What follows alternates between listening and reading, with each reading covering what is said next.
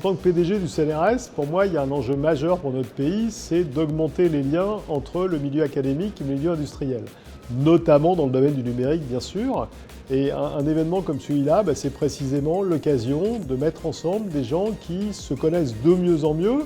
Je crois qu'on a fait beaucoup de progrès au cours des 20-30 dernières années entre justement ces relations entre la sphère universitaire, la sphère recherche académique et la sphère industrielle. Mais il y a encore des choses à faire et précisément un sommet comme celui-là, c'est l'occasion d'expliquer ce que les uns les autres nous faisons. Au CNRS, on a maintenant plus de 300 laboratoires communs avec des acteurs industriels dans lesquels on fait encore notre métier, c'est-à-dire de la recherche fondamentale, mais on le fait sur des questions qui ont été définies avec les partenaires industriels. Et je crois que c'est essentiel si on veut que la France et l'Europe soient des territoires d'innovation. Il faut penser un petit peu dans le temps long et pour ça, il faut se rencontrer et un colloque, une convention comme celle-ci le permet.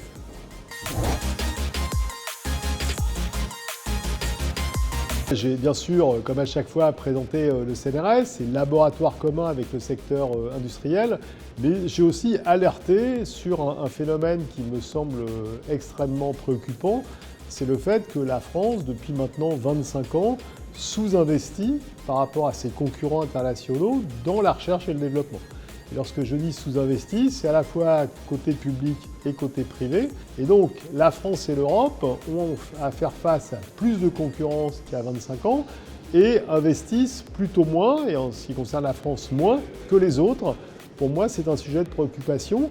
Et c'est un sujet de préoccupation parce que les conséquences se verront dans le temps long, qui n'est donc pas toujours le temps du politique, mais je crois qu'il y a une vraie prise de conscience à avoir et c'est aussi le message que j'ai souhaité faire passer aujourd'hui.